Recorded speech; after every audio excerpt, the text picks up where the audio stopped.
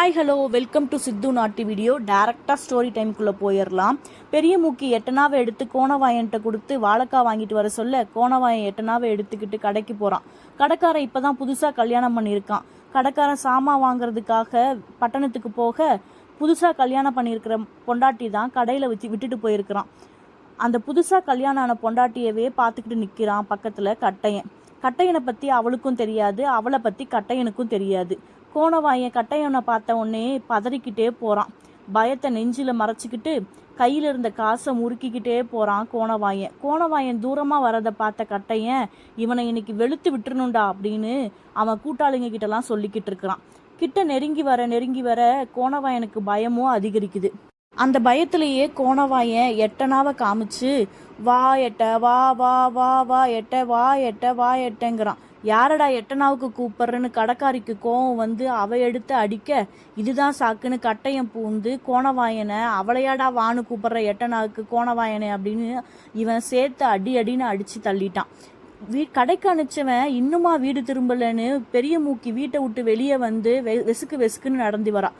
அப்போதான் ஊர்க்காரங்க சொல்கிறாங்க, உன் மருமகன் கோணவாயனை போட்டு குத்துயிரும் கொலவயருமா கிடக்குறான், போய் ஓடாத்தான்னு. இவ அழுதுகிட்டே என்னாச்சோ வாய் பேச முடியாத இவனை இப்படி போட்டு படுபாவி பண்ணிட்டானேன்னு வந்து பார்த்தா ரத்தத்தை கொட்டிக்கிட்டு பல்லுலாம் உடஞ்சி போய் கோணவாயன் தரையில் படுத்துக்கிட்டு இருக்கிறான். ஏன் சாமி, என் வீட்டுக்கு வந்த வாழ்க்கைக்கா உனக்கு இப்படி நடக்கணும், வாடா அப்பான்னு அவனை பிடிக்க முடியாமல் தூக்கிக்கிட்டு போகிறா பெரிய மூக்கி. கூட்டிகிட்டு போனவ மஞ்சப்பத்தை எடுத்து போட்டு சுடுதண்ணியை நல்லா வெந்நீரில் காய்ச்சி அவனுக்கு ஒத்தரம் கொடுத்து தூங்க வச்சா. விடிஞ்சிருச்சு. விடிஞ்ச உடனே ஊர்க்காரங்க எல்லாரும் உழவ போயிட்டாங்க. ஏன்னா இது மழை வர காலம். இப்போ காற்று அடிக்கும், கொஞ்ச நாளில் மழை வந்தாதான் பயிர் துளுக்குன்னு எல்லாரும் உழவ போயிட்டாங்க. கருவாச்சி காட்டுக்கு யாரும் போகக்கூடாதுன்னு கட்டையன் சொன்னதுலேருந்து ஊர்க்காரங்க யாரும் அவங்க வீட்டுக்கு உழவ போகிறதில்ல. பெரிய மூக்கிக்கிட்டேயோ கையில் வச்சுருந்தா ஒரு காசும் கிடையாது. என்ன பண்ணுறதுன்னு தெரியாமல் வச்சுருந்த அண்டாவை கொண்டு போய் அடகு வச்சு 7 ரூபா வாங்கி அதில் 2,5 ரூபாய்க்கு பயிர் வாங்கிட்டு வரா.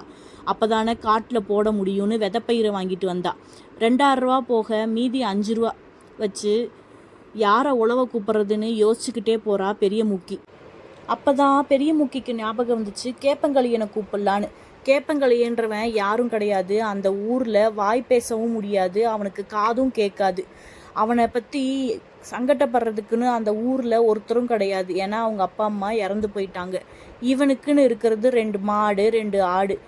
இது இவனுக்கு சோறு போடும், இவன் அதுங்களுக்கு சோறு போடுன்னு வாழ்ந்துட்டுருக்கான். சரி, அவனையே கூப்பிட்டுறலான்னு அவள் போயிட்டு உனக்கு நெல்லரிசி பொங்கி போடுறேன் வாராசா அப்படின்னு கூப்பிட்றா ஜாட மாடையா. நெல்லரிசின்னு சொன்ன உடனே எந்திரிச்சு வர ஆத்தாங்கிறான். ஏன்னா நெல்லரிசினா அவனுக்கு உசுறு. ஒரு இயற்கைக்கு பங்கு போட்டாச்சு, இன்னொரு இயற்கைக்கு யாரை கூப்பிட்றதுன்னு யோசிச்சுட்டு இருக்கிறா பெரிய மூக்கி.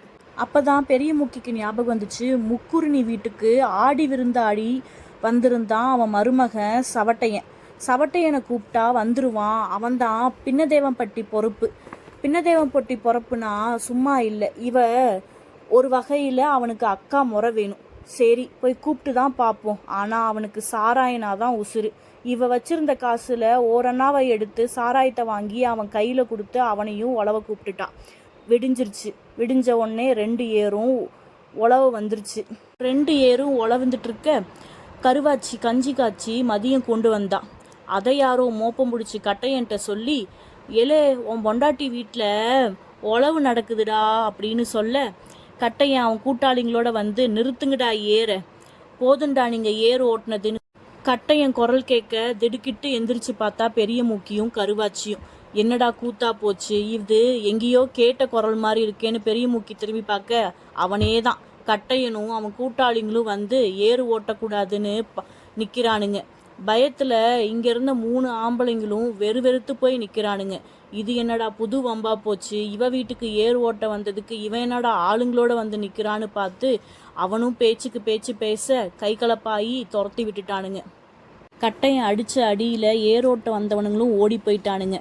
கருவாச்சிக்கும் பெரிய மூக்கிக்கும் என்ன பண்ணுறதுன்னு தெரியாமல் பெரிய மூக்கி ஆத்தேன்னு நெஞ்ச பிடிச்சிட்டு உட்காந்துட்டா. ஏன் ஆத்தா உட்காந்துருக்குற, ஒரு மாட்டை ஏரா ஓட்டு, என்ன இன்னொரு ஏராவை நினச்சிட்டு கட்டு ஆத்தான்னு சொல்ல பொறப்பு தான் சரியில்லை, உன் பொழப்பும் இப்படியா ஆத்தா ஆகணும்னு பெரிய மூக்கி அழுதுகிட்டே ஒரு கயித்துல மாட்டையும் இன்னொரு கயிற்றையும் மகளையும் கட்டி ஏர் ஓட்ட ஆரம்பிச்சா. ஏறு ஓட்ட ஓட்ட அவளுக்கும் காலு வலி தாங்கல. அவ என்ன மாடா? கருவாச்சி பாவம் மாடா தேயிரா. ஒரு வழியா உளுந்து தட்டை பயிருன்னு எல்லாத்தையும் விதைச்சிட்டு ஆத்தாளும் மகளும் வீடு திரும்பி வராங்க. வந்தவளுக்கு கஞ்சி காய்ச்சி கொடுத்துட்டு கை காலு வலிக்குமேனு சுடுதண்ணி வச்சு கொடுக்குறா பெரிய மூக்கி. அவளும் குளிச்சுட்டு படுத்துட்டா பெரிய மூக்கியும் கருவாச்சியும். கொஞ்ச நாள் ஓடி போச்சு. களை எடுக்க நாதி இல்லையேன்னு பெரிய மூக்கி அழுக, கருவாச்சி அவ சாணி எல்லாத்தையும் சேர்த்து எருவா வச்சிருந்த காசை விற்று ஒரு 10 ரூபாய் தேர பக்கத்து ஊர்ல இருந்து ஆளை கூட்டிட்டு வந்து ராத்திரியோட ராத்திரியா களையை எடுத்துட்டு வீட்டுக்கு வரா கருவாச்சி. இவளை பார்த்த உடனே பெரிய மூக்கிக்கு இது என்னடி, எங்கடி போயிட்டு வர, ராத்திரியெல்லாம் ஆளை காணோம், உன்னை தேடிக்கிட்டு ஊரெல்லாம் தெரிஞ்சேன்னு பெரிய மூக்கி ஒப்பாரி வைக்க, விடு அத்தா களை எடுத்து முடிச்சாச்சு, உனக்கு எதுடி காசுன்னு கேட்க, அதுதான் எருவை வித்துட்டேன் அத்தா, எருவை விற்று பக்கத்து ஊர்ல இருந்து ஆளை கூட்டியாந்து களை எடுத்துட்டேன்னு பெரிய முக்கிக்கிட்ட சொல்றா கருவாச்சி.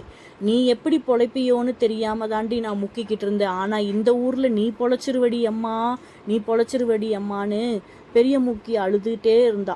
அழுததுக்கப்புறம் இது எத்தனை நாளைக்கு இதே மாதிரி போய்கிட்டு இருக்கும்னு யோசிச்சு பக்கத்து ஊருக்கு செய்தி சொல்லி அனுப்புறா, என் பொண்ணு பார்க்க வர சொல்லுங்கன்னு.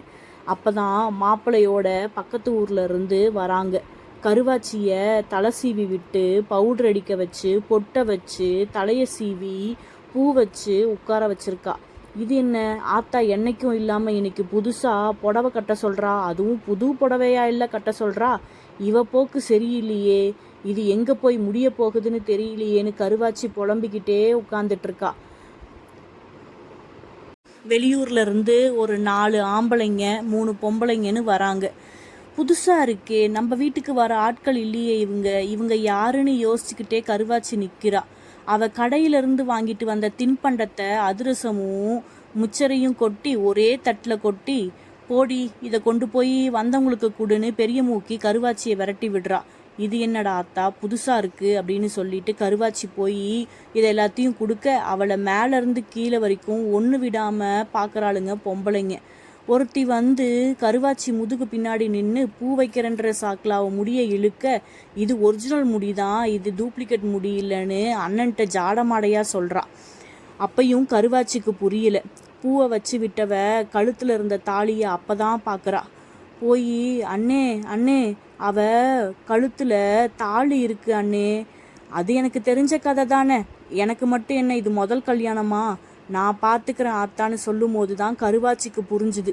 கருவாச்சி போயிட்டு, ஓ நீங்கள் எல்லாம் பொண்ணு பார்க்க வந்திருக்கீங்களா அப்படின்னு கேட்டா. ஆமாம் அத்தா, உன்னை பொண்ணு பார்க்க தான் வந்திருக்கோம், பெரிய மூக்கி சொல்லி அனுப்பிச்சா, அதான் வந்திருக்கோன்னு சொல்ல, கழுத்தில் தாலி இருந்தால் பரவாயில்லையா, வயிற்றுல புள்ளையும் இருக்குது, அதுவும் உங்களுக்கு பரவாயில்லன்னா சொல்லுங்கள், இன்னைக்கே கட்டிக்கிட்டு வந்துடுறேன்னு கருவாச்சி சொல்ல, பெரிய மூக்கி விசுக்குன்னு எந்திரிச்சு, யாத்தே ஏன் பொழப்புல ஏண்டி மண் அள்ளி போடுற, இது என்னடி புது கதையாக இருக்குது, எத்தனை மாதமாடி இருக்கேன்னு கேட்டா பெரிய மூக்கி. நான் 3 மாதம் ஆகுது ஆத்தா, முழுகாமல் இருக்கேன் ஆத்தான்னு கருவாச்சி சொல்ல, பெரிய மூக்கிக்கு மூச்சு பேச்சே இல்லாமல் உட்காந்துட்டா நெஞ்ச பிடிச்சிக்கிட்டு. வந்தவங்களும் வாய் பேசாமல் போயிட்டாங்க. கருவாச்சியும் உட்காந்துக்கிட்டு இருக்கா ஆத்தா பக்கத்துலேயே. இனி என்ன நடக்கும்னு அடுத்த ஸ்டோரியில் பார்க்கலாம். Thank you friends. இந்த சேனலை சப்ஸ்கிரைப் பண்ணிக்கோங்க. கமெண்ட் பாக்ஸில் டெக்ஸ்ட் பண்ணுங்கள். தேங்க்யூ.